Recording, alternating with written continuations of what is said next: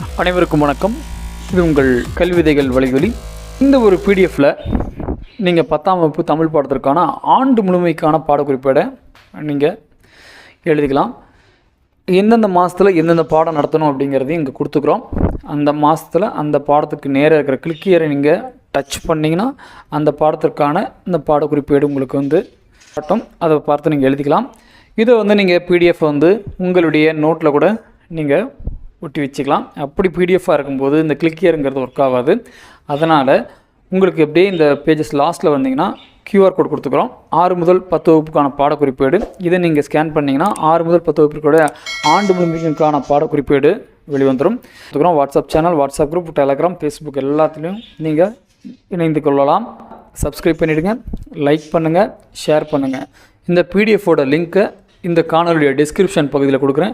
மறக்காமல் டவுன்லோட் பண்ணிக்கோங்க.